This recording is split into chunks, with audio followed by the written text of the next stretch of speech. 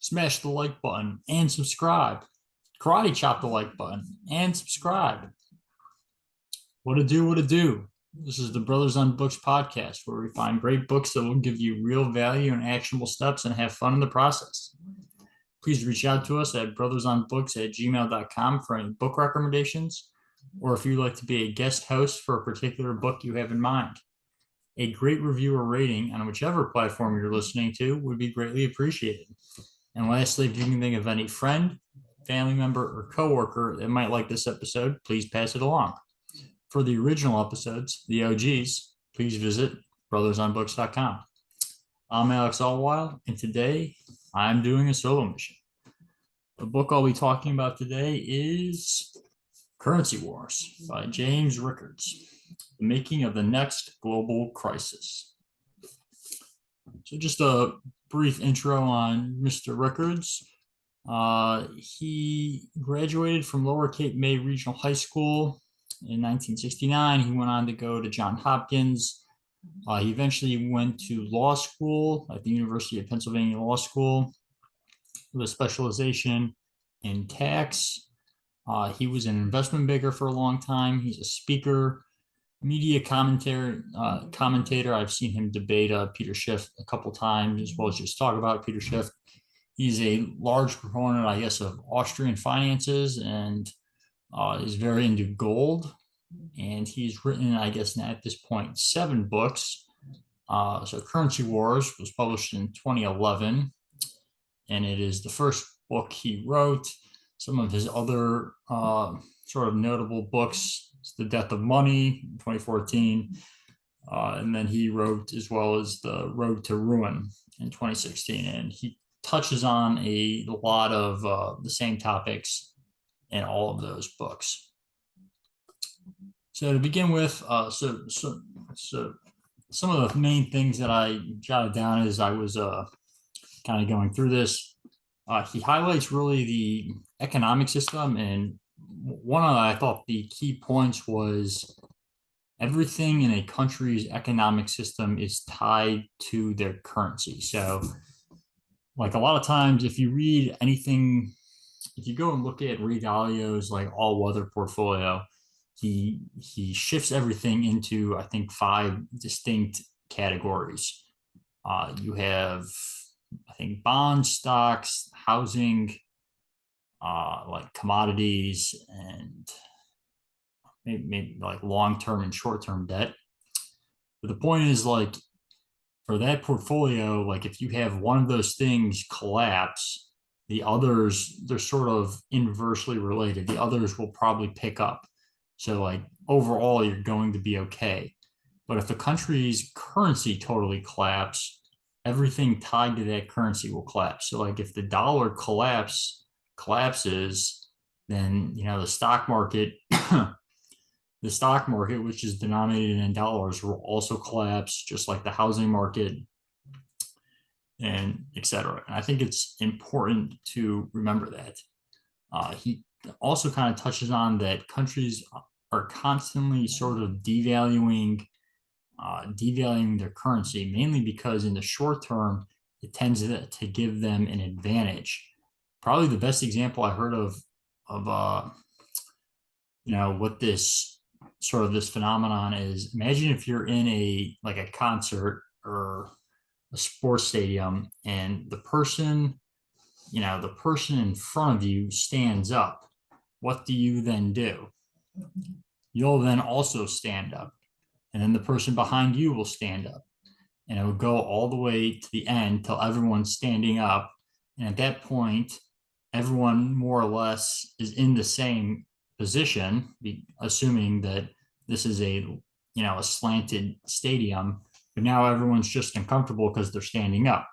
So it's sort of the same thing. Countries a lot of times will devalue their currencies, which causes other countries to devalue their currencies, and it just goes round and round till everyone's devaluing their currency, and everyone then becomes worse off.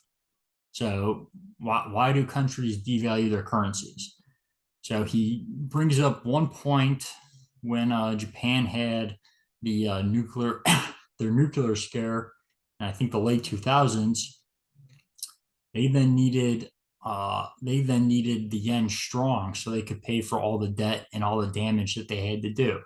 So we as a country, the United States, as well as some other countries, purposely devalued the dollar to make the yen strong so they could buy more. But historically, the reason people will do it is to strengthen their exports. So people, if you devalue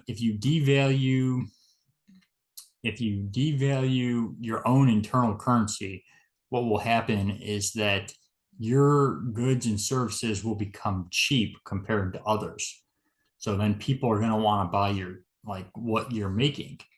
That will cause sort of business to come to you. But what happens is then everyone else, like I said, does that. And then,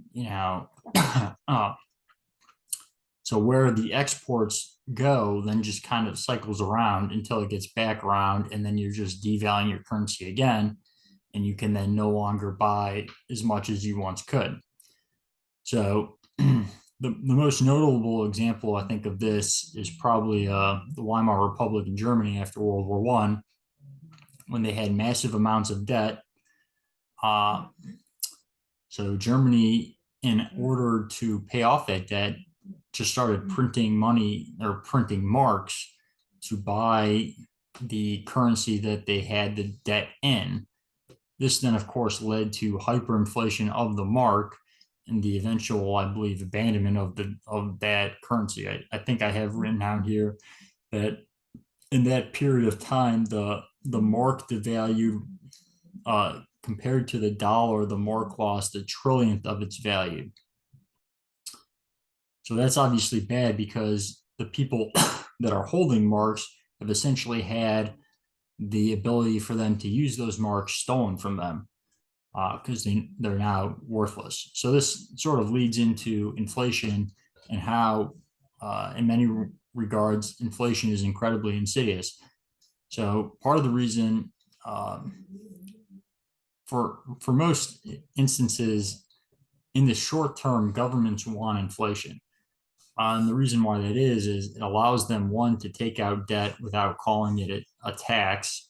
So it allows them to get access to the money without saying they're taxing the citizens. That's always beneficial because it allows, one, the politicians to get the dollars or whatever currency they're in to do with what they want, which is essentially a tax without calling it a tax. Two, it allows them to actually gain more money. So you get the way inflation works. Well, one, they're the first user of the dollar. So that always gives you an advantage. But two, it causes everyone else to eventually be paid more in nominal terms. So if you have a 5% inflation rate, if you think of it this way, if everything adjusts 5%, so if you go from making $100 to $105 per year, you now are being able to tax them on $5 additional that they weren't before. So the government's getting more money, as well as that the tax rates don't adjust for inflation.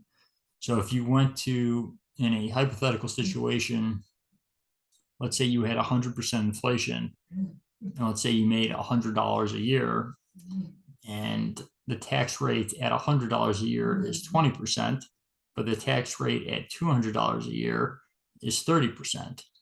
So, and let's say the price of, good X also doubles. So the price of good X in year one goes from $1, and then in year two, it's $2. So in year one, you make $100 and you get taxed at 20%. So you're left with $80. So you can buy 80 units of X. In year two, you're making $200 and you're taxed at 30%. So you're making $140 and you're able to then only buy 70 units of X. So the way this works is people feel like they're making more money and they should be richer, when in reality, they actually become poorer. So he does not speak highly, or James Rickards does not speak highly of the Federal Reserve. He points out that one of the tenets of the Federal Reserve is to keep a stable dollar. So their initial target rate is an inflation rate of 2%. Obviously, in today's climate, that's a joke. I think the CPI, the last time I checked, it had it at like, I think around 8%, and that's probably low.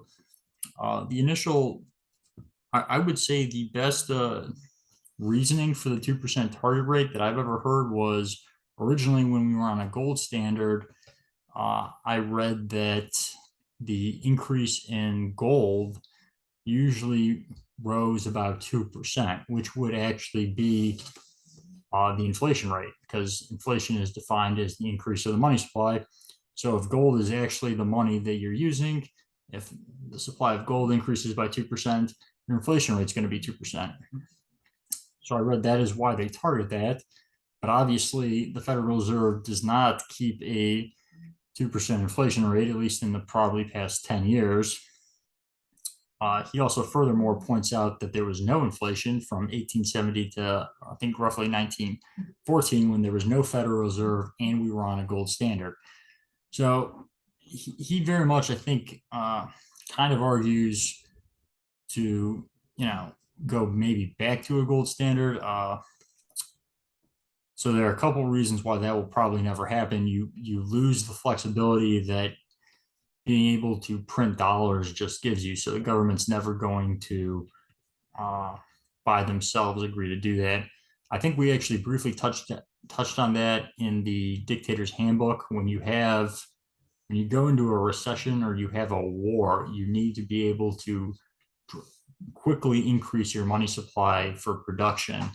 And when you're tied to an actual commodity where you actually have to do work to generate that commodity, you're not really able to do that. So you lose a lot of flexibility, even though I would say from an economic standpoint and for the benefit of the nation, it would be good, because you curb the amount, you make the government be responsible. Like everyone is a citizen. I mean, I know I have to, I cannot overspend. Well, I guess technically you could with a credit card, but I do not overspend the amount of money I make every month.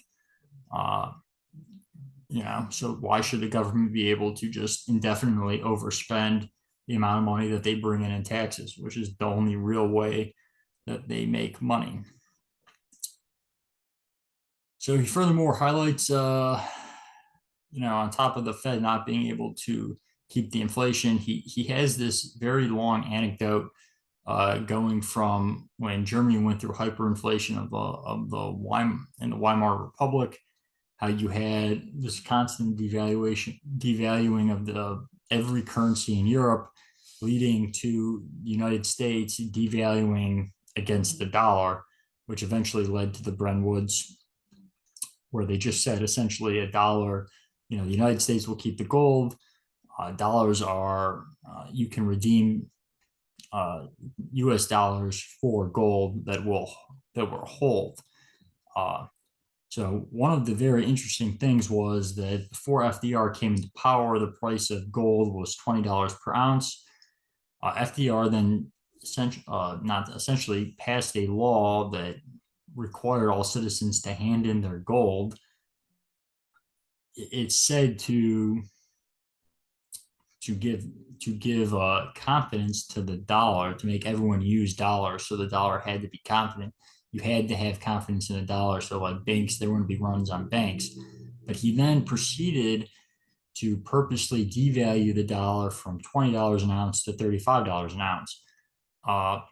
So in my opinion, that's incredibly insidious. And I actually, when I read that and when I thought about it, I lost a lot of respect that I once had for FDR. You're stealing 70% of the buying power from your citizens, which is, I think, terrible. And I think that's really an awful thing. Like, and people don't even really realize it or talk about it. So that said, also probably I think when it comes in terms to money, the most important thing to remember is that a country's wealth is not dependent on the amount of like paper dollars or money that it has. It's based on the amount of goods and services that that country is able to produce. This sort of goes back to, I can't remember what book we were talking about, but remember Jack and I were discussing a lot of times I feel like people think that when countries start becoming more educated, they start becoming more wealthy. But it's actually the opposite way. When countries start, sorry, when countries start becoming more wealthy, they become more educated. And countries usually become wealthy when they start producing a lot of goods that the world needs.